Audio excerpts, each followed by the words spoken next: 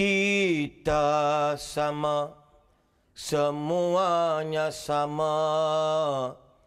Apa yang ada hanyalah kehidupan. Kita sama, semuanya sama.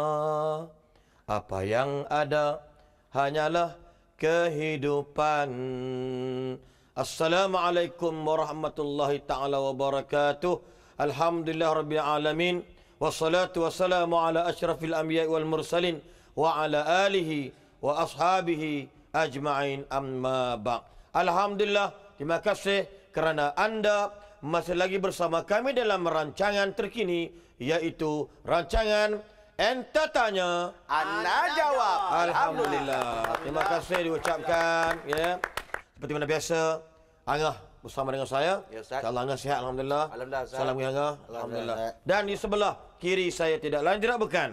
Dia bukan butler, bukan chef, bukan, ya. Kalau baju nampak memang cantik. Hari ini orang paling handsome, tak bukan, iaitu Nabil. Ya, para Nabil, Alhamdulillah. Masih banyak jemput saya. Terima kasih, Alhamdulillah. Dan topik kita pada hari ini nak bincangkan persoalan tentang belanjawan dalam Islam. Ya, jadi bila sebut belanjawan, setiap manusia bila dia ada, maka dia kena sumbangkan balik.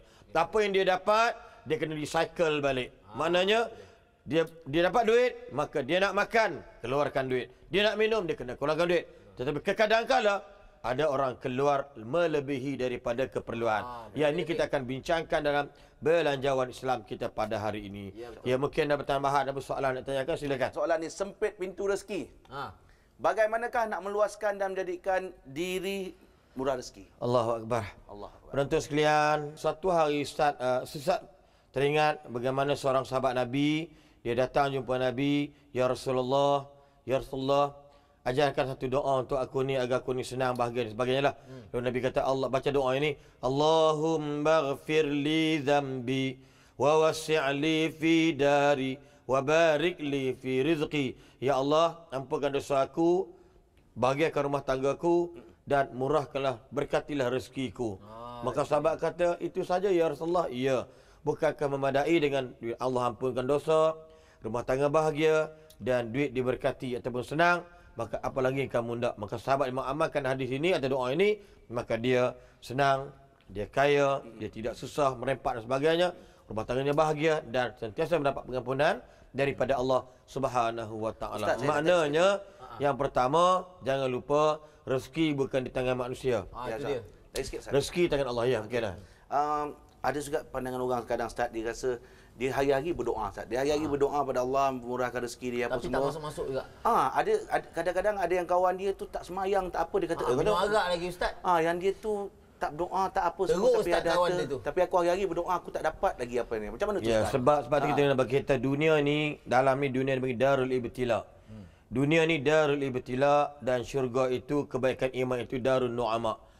Dunia darul ibtila ni maknanya tempat perkampungan untuk menguji orang yang beriman pada Allah.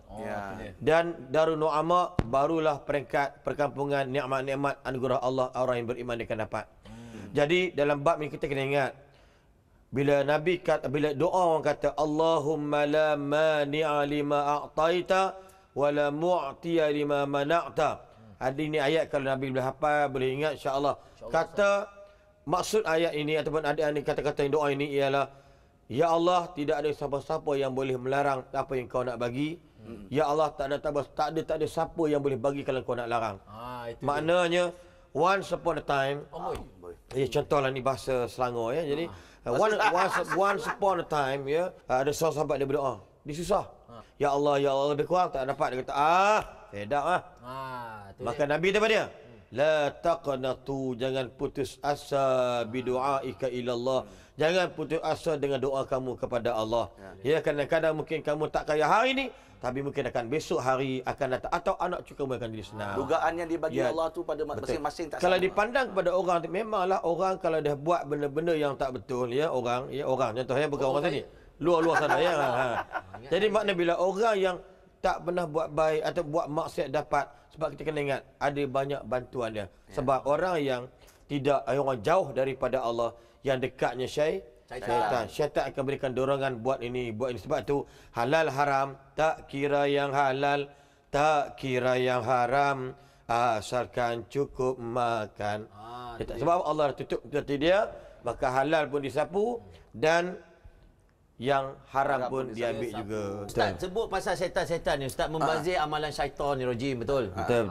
Okey, tapi macam mana pula dengan kes yang macam ni, Ustaz? Dia orang kaya, orang senang. Berzakat pun sudah, sedekah dengan anak yatim pun sudah, gaji pun dia bagi, suami isteri dah bayar bil apa dia, semua yang dia perlu buat dia dah buat. Tapi beli handbag 25,000, kasut 18,000. Tapi dia punya kewajipan semua dia dah tunaikan, Ustaz. Umrah dah pergi, haji dah pergi, mak bapak semua dia bagi. Masya Allah. So yang ini kita nak kira macam mana, Ustaz? Berdasarkan kepada kedudukan seseorang tadi. Contohlah Nabi dulu, saya ingat Nabi kerja mak dispatch 600 sebulan. 600 sebulan pakai motor sanggam je. Sanggam. Motor biasa ya. Kadang-kadang contoh kadang-kadang ya hilang rasa malu, buanglah kalau tayar pancat, betul tak? Orang depan pancit lah. Pancat yang ulat tu, pancat. Itu pancat. Ya. Dan orang pun kita pancit. Ya, jadi bahasa Melayu pancat. Pancit bersumpah je. Jadi sanggup tolak, hilang malu, tak kisah dah. Sebab apa? Pandailah kita mak dispatch waktu itu. Hari ini bila Nabi mungkin pakai baju-baju biasa, baju bundel, ya. Bandel lah. Baju bandel. Bahasa Selangor. Itu daripada Bangla tu. Baju bandel ya. Dia boleh pakai, tapi contoh dia bila dah senang sesuai dengan Nabi hari ini. Orang yang dah terkenal, duit pun banyak lah, contohlah. Maka saya tidak menafikan kalau dia nak belanja mewah, tetap pada diri dia. Okey. Tapi dalam bahasa yang lain, Allah berpesan, wala tusrifu, jangan boros. Membazir lain, boros lain. Membazir ni dia buat makan punya banyak, makan 10 orang, order untuk 50 orang. Itu membazir. Kalau israf, dia boros. Dia beli baju tu, contoh dia pakai seorang aja untuk diri dia. Diri dia sendiri bukan bagi orang. Tapi beratus baju dekat almari. Alamak. Mana boros. Walau bagaimanapun, kalau sesuai dengan kedudukan dia macam itu, maka itu hak dia. Tapi ingat, kalau saja nak menunjuk, maka itu na'udzubillah min dzalik. Itu hak juga, Ustaz. Ya. Hak tui namanya. Hak tui. Masya Allah. Okey. Jadi dengan masa yang ada ni kita rehat sekejap ya. Agak ada lebih. Boleh. Laluan dan insya-Allah kita akan berhenti ketika dan kita bertemu selepas ini dalam rancangan Enta Tanya, Ana Jawab. Alhamdulillah.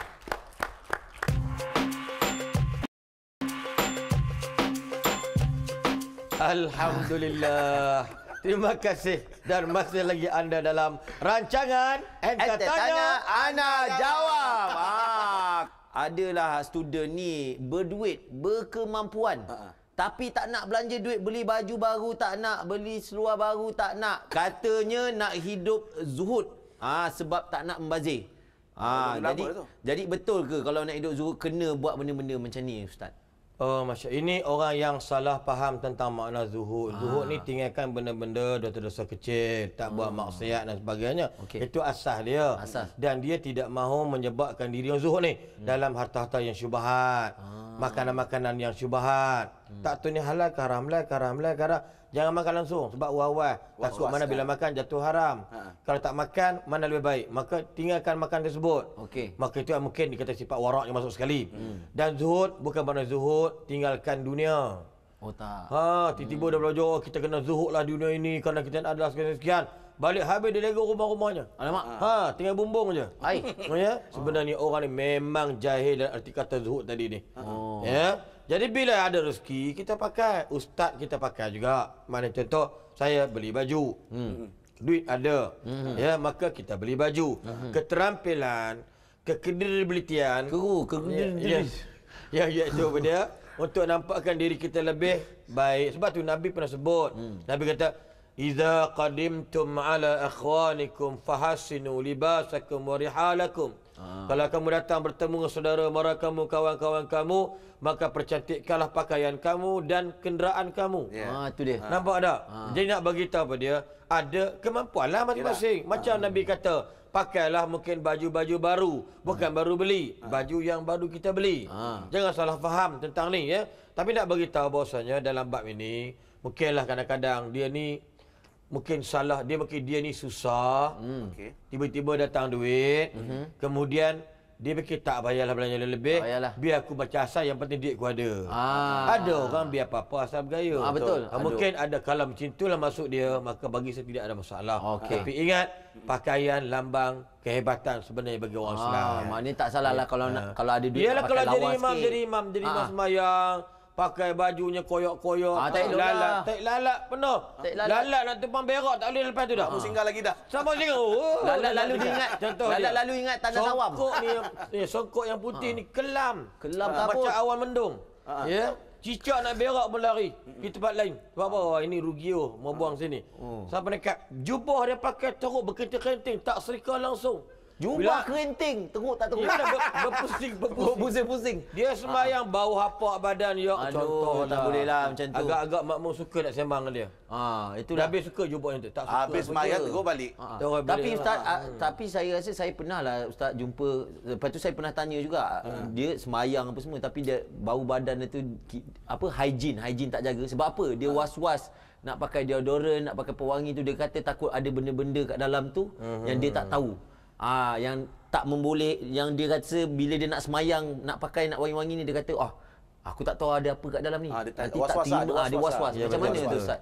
Jadi benda-benda macam ni kita minta jauh. Sebab tu syaitan ni, dia bila datang, dalam bahasa Arab syaitan khinzib namanya. Syaitan khinzib. Bukan khinzir Kau macam faham je. Faham. Syaitan khinzib.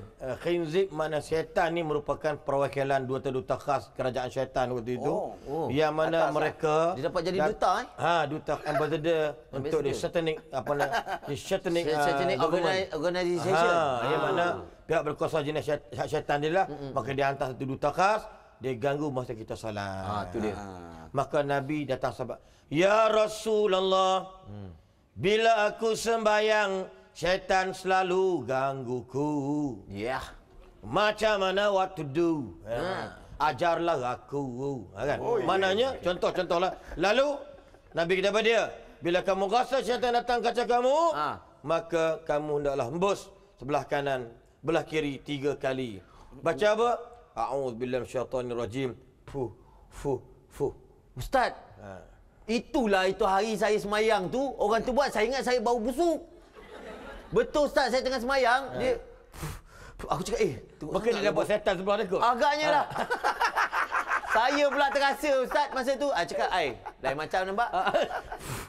Dia embus ngah, aku ngah. Mungkin dia wawas. Dia wawas tu. Rupa setan ganggu. Ini bukan kita nak gurau, tapi ini serius. Memang boleh baca makna dah. Janganlah pusing teruk sangat. Janganlah. Jangan pergi gitu kan. Member sebelah. Member sebelah. Dia bagi buah siku ni melekat siku kat lubang telinga dia. Maknanya syarat tengok sikit ya. A'udzubillahi insya-Allah. Maka sahabat datang besok jumpa Nabi. Ya Rasulullah, syaitan tu dah pergi pada aku, tak ganggu dah. Ustaz Ya. Dan juga dalam tidur, mimpi yang bukan-bukan batalkan cepat. Mungkin mimpi berbelak atau Nabi mimpi berbelak atau sering Nabi mimpi berbelak, maka batalkan, bangun je. A'udzubillahi minasyaitonirrajim. Kemudian tidur tukar lambung.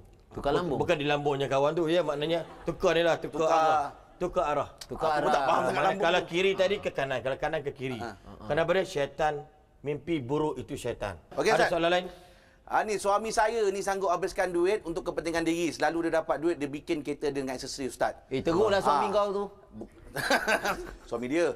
Tapi bila isteri atau anak minta duit, banyak sangat alasan yang nak dibaginya. Memang betul. Jadi macam mana ni Ustaz?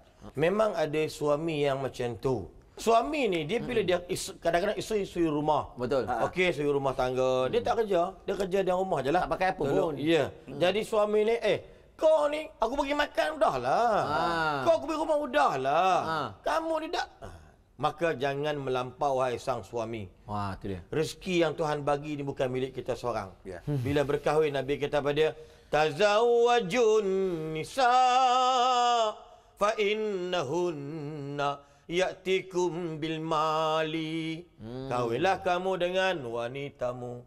Kerana wanitamu akan datang buat rezeki kepada kamu. Itulah yang saya buat Ustaz. Sebab apa? Saya pula belajar daripada konsep jika seorang isteri tu gembira, happy di rumah, maknanya satu keluarga tu pun akan gembira dan happy di rumah. Cuba bayangkan kalau isteri kau tak happy, Dengan kau dia kacau, dengan anak dia buat tak peduli, tak kegaduh, kacau bilau satu rumah. Bak kata orang putih, Bak kata, bak sini, bak sini. behind successful man the woman. Apa maksud dia Ustaz? Di kejayaan seorang lelaki, selalunya di belakangnya seorang wanita. Behind the scene. Yes. Exactly. Betul. Jadi nak bagi tuan-tuan sekalian, Saya bawa Google dalam tadi. bab ini, ya jangan penting diri sendiri. Rezeki yang dapat kongsi. Isteri dapat harta kongsi bersama. Sebab kasih dan cinta tadi akan ditermeteraikan lagi, akan diindahkan dengan apa dia? Saling sumbang menyumbang di antara satu sama lain. InsyaAllah, Angah dan juga Nabil, kita berehat seketika dan bertemu kembali selepas dalam rancangan Enta Tanya, Ana Jawab. Alhamdulillah.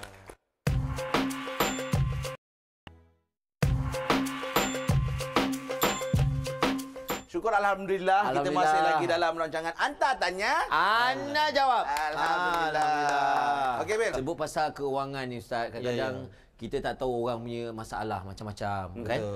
Tapi biasalah kita ni kadang-kadang buat pinjaman dengan bank, sampai ada tu yang terdesak sangat buat dengan alung. Jadi persoalan ni rasanya daripada dululah orang tanyalah Ustaz. Contohnya pinjaman daripada alung ni untuk tampung perbelanjaan keluarga kerana terlalu terdesak. Nak buat loan dengan bank ambil masa lama. Tak dapat. Tapi anak dah sakit ni.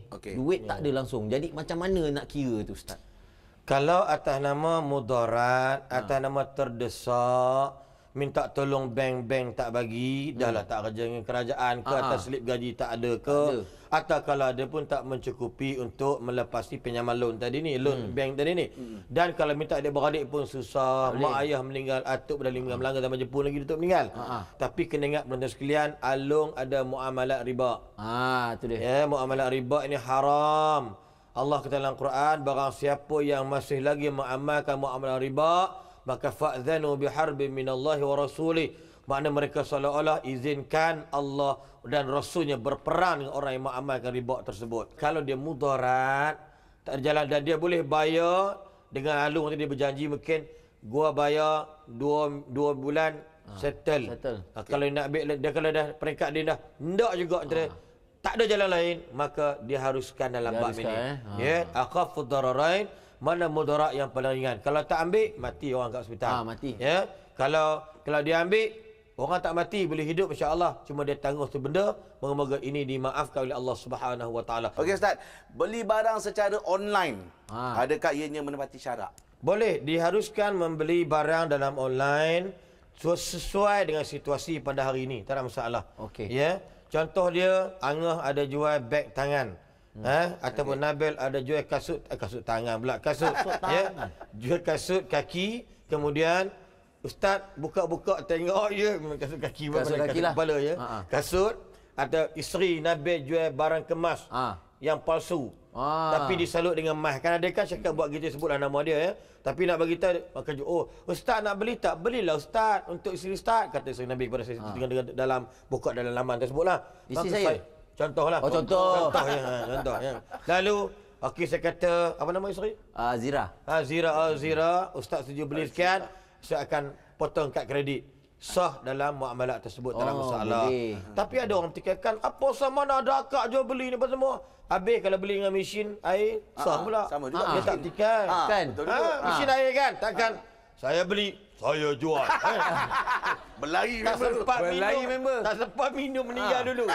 Okey, pandangan mengenai penggunaan kad kredit yang menyebabkan berlakunya pembaziran dan muflis. Macam mana pandangan ustaz?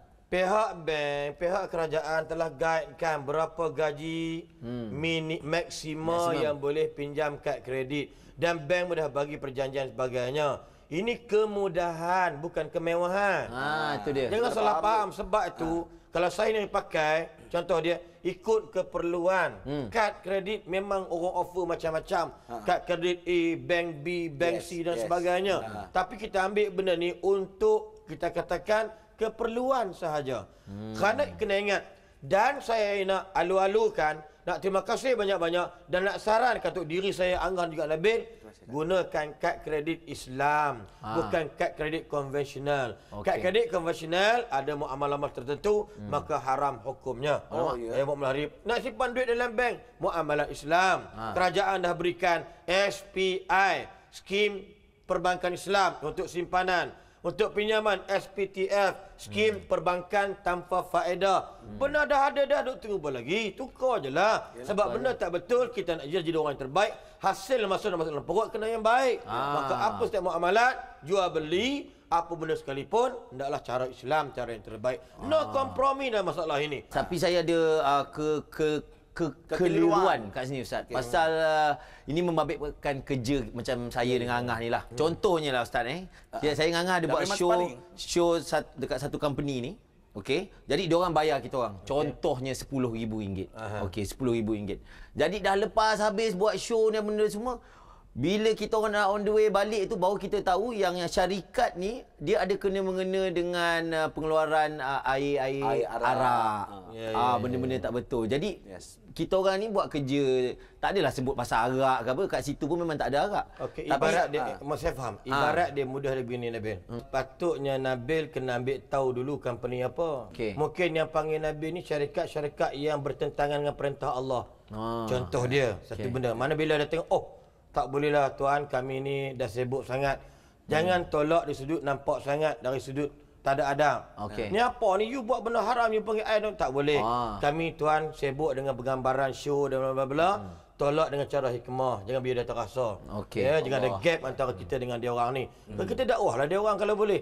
Kemudian yang keduanya, kalau kita dah jadi orang yang buat bata, buat simen, kerja saya buat bata simen, sediakan pasir, saya tekan jual, siapa nak beli-belilah. Kalau beli seorang yang bukan Islam, dia buat kilang apa nama kuil dah, dia buat kuil ke, dia buat main ibadat dia semua, itu hak dia, bukan salah kita. Itu bagi contoh dia. Kalau kita tak tahu, kita kerja dah selesai. Contoh kita sedang buat katalah bangunan tadi, kita buat bangunan misalan. Bangunan tadi kita tak tahu apa nak buat, tiba-tiba dijualnya kepada syarikat tersebut. Kita lah harus, tidak ada masalah, tidak ada dosa pada Allah. Kita melaksanakan kewajipan kita sebagai seorang pekerja, seorang yang memenuhi hasrat audien kita atau klien kita. Go on, tak ada masalah. Terima kasih Ustaz. Itu berguna itu untuk saya memang kita orang duk tertanya diri sendiri tu. Kenapa kita tak pernah mikir benda ni? Betul. Syah, terima kasih. Ya, apa nama ni Nabil, terima kasih banyak. Dan betul-betul sekalian, kerana masih lagi dalam rancangan Enta Tanya, Ana Jawab. Jumpa lagi. Assalamualaikum warahmatullahi wabarakatuh. Waalaikumsalam. Apa benda saya berkaitan dengan benda haram adalah diharamkan. Hasil masuknya haram. Bagi orang makan pula benda yang haram, malah hasil yang haram. Allahu Akbar ya. Contohlah ada satu keluarga miskin ni, anak lelaki dia bagus, dapat belajar, dapat beasiswa. Jadi beasiswa kita tahu digunakan untuk belajar pendidikan. Boleh ke dia gunakan duit beasiswa ni, dia pergi belanja pula barang dapur dekat rumah mak dia?